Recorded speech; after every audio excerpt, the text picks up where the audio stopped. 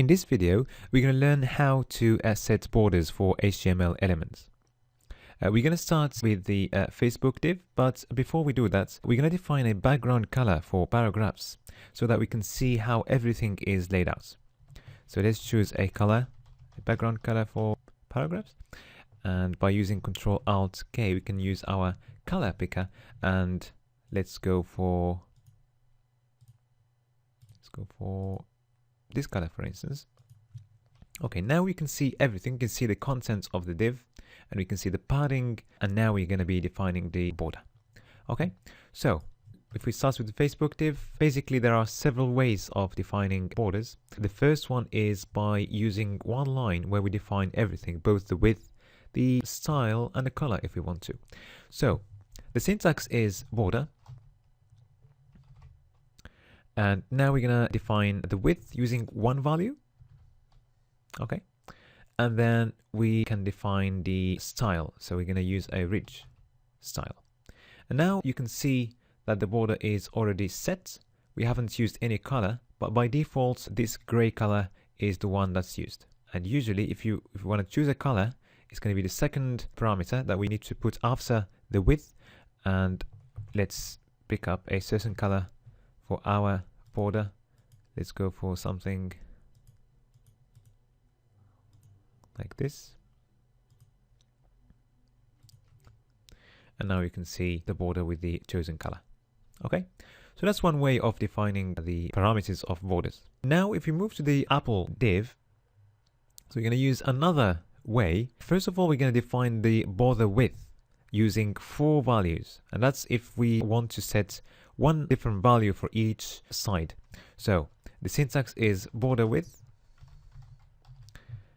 and we are going to choose different values for each side. So we're starting with the top side, followed by the right one, then the left one, sorry, the bottom one, and then the bottom one, and then the left one.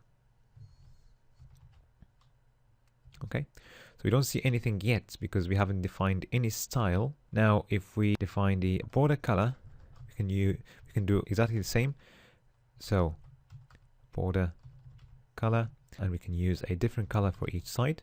So let's go black, green, orange, yellow.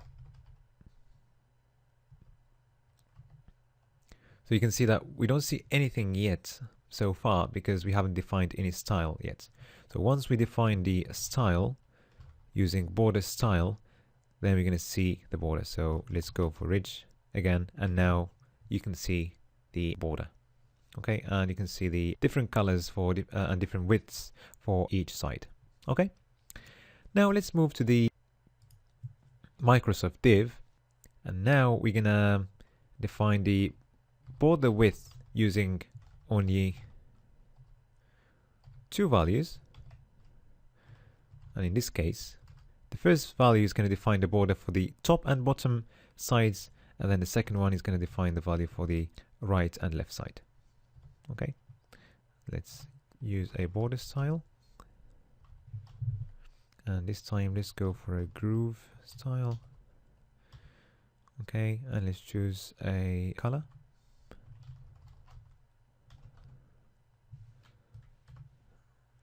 Okay, let's go for,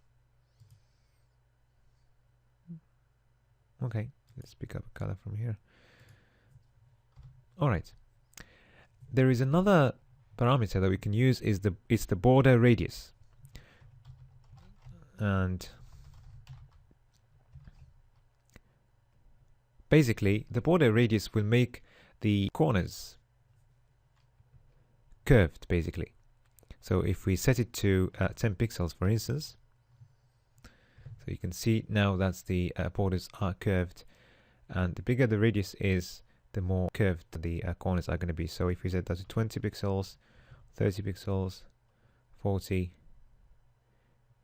will change accordingly.